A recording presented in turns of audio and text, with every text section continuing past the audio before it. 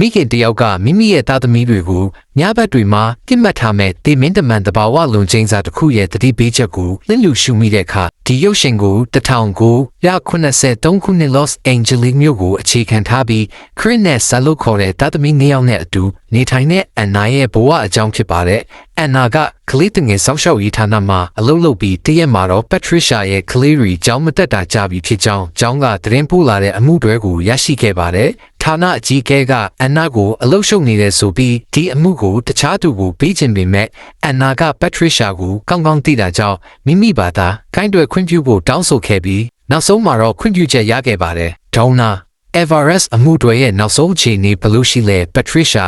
Everest လာသူကဒေါနာလိုလူမျိုးနဲ့စကားပြောမှမဟုတ်ဘူး။ကျောင်းကဖုန်းဆက်လာတယ်။ Everest ရဲ့ကလေးတွေကျောင်းကမတက်ဘူးရဲ့သူကကျမကိုတည်တယ်ကျမဒီမိသားစုနဲ့လက်တွဲလာတာ၄နှစ်ရှိပြီးဖုန်းအချိန်ချင်းခေါ်ပြီးမဲ့လဲသူဖုန်းမကင်ဘူးဖြစ်နေတဲ့ကောင်းပြီ။ဒါဆိုရင်ဒီအမှုကိုမင်းမဲဆက်ကင်လိုက်တော့အန်နာကရဲရရှိတဦးနဲ့အတူ Patricia ရဲ့အိမ်ကိုတွားခဲ့ပါတယ်။ရောက်ချင်းမှာPatricia ကအိမ်ထဲပြီးမဝင်ပေမဲ့ရဲရရှိကိုအပြစ်မှစောင့်ခိုင်းပြီးဒူမတယောက်တည်းဝင်ပါမယ်ဆိုပြီးအန်နာကဖြောင်းဖြနိုင်ခဲ့ပါတယ်။အိမ်ထဲရောက်တော့အန်နာကကလေးတွေကြောင့်မင်းညမ်းပြီးမဲ့ Patricia ကကလေးတွေဘေးကင်းပါတယ်လို့ပဲပြန်ထီပါတယ်။အထူးသဖြင့် Patricia ကတော့ပါတဲ့လက်ဆွဲကိုဆွဲထားပြီးတခုခုကိုဖုံးကွယ်ထားသလိုပြတလဲဖြစ်နေရကိုအန်နာသတိပြုမိတဲ့အတွက်ဒီဖြေကတန်တရားဖြစ်เสียကောင်းနေပါတယ်။ Patricia ကအိမ်တဲကိုတခုခုတွားစစ်စေးတဲ့အချိန်မှာအန်နာကကလေးတွေကိုတိတ်တဆိတ်လိုက်ရှာပါတော့တယ်။အိမ်တအိမ်လုံးကဖြူပြဲဖြစ်နေပြီးထောင်တိုင်းမှာဖျောင်းတိုင်တွေထွန်းထားတာကိုတွေ့ရကနောက်ဆုံးမှာတော့တောခလောင်နဲ့တင်းတင်းကြပ်ကြပ်ပိတ်ထားတဲ့တကားတစ်ချက်က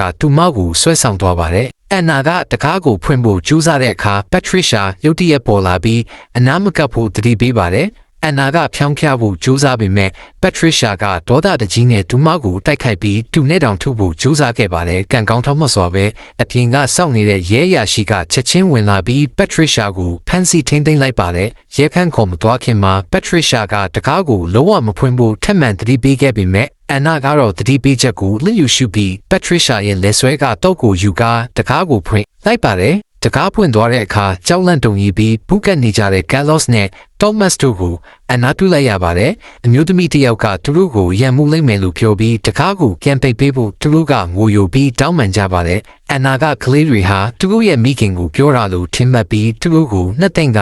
အခုတော့ဘေးကင်းသွားပြီလို့အာမခံလိုက်ပါတယ်။အဲ့ဒီနောက်အန်နာကသူတို့ကိုကယ်ဆယ်ရေးစခန်းတစ်ခုစီခေါ်သွားပါတယ်။ဒါပေမဲ့ထူးဆန်းတာကကလေးတွေရဲ့လက်မောင်းတွေမှာညိုမဲတန်ရာတွေနဲ့ထိခိုက်တန်ရာတွေပြကြီးနေတာကိုတွေ့လိုက်ရလို့ပါ။ဒီညတော့မင်းတို့တွေဘေးကင်းသွားပါပြီ။ဒါမင်းတို့အမေလှုပ်ထားတာလားသူလှုပ်တာမဟုတ်ဘူး။ဒါကဘလို့ဖြစ်ရတာလဲအဲ့ဒီတန်ရာတွေကြောင်းမေးတဲ့အခါမှာတော့ကလေးတွေကအမျိုးသမီးတယောက်ကြောင့်ဖြစ်ရတာလို့ပဲပြောပြီးသူတို့မေလုံးဝမဟုတ်ကြောင်းအခိုင်အမာပြောကြပါတယ်သူတို့ကိုအန်နာကဘလောက်ပဲနှစ်သိမ့်ပေးပါစေသူတို့ကဘယ်ကိုပဲတွားဘယ်တော့မှအမှန်တကယ်ဘေးကင်းမှာမဟုတ်ဘူးလို့ပြောတဲ့အတွက်အန်နာပူပြီးဇဝေဇဝါဖြစ်သွားပါတယ်အဲ့ဒီညမှာပဲကာလော့စ်ဟာတိုမတ်တယောက်အခန်းထဲကထွက်သွားတာကိုတွေ့ပြီးသူ့နောက်ကိုလိုက်သွားခဲ့ပါတယ်မန်တချက်ရဲ့ရှေ့ကိုရောက်သွားတဲ့အခါမန်ထဲကအရေးထဲမှာတော့အမျိုးသမီးတယောက်ကသူတို့စီကိုဖြည်းဖြည်းချင်းကတ်လာတာကိုမြင်လိုက်ရပါတော့တယ်တိုမတ်မင်းပါလုပ်နေတာလဲ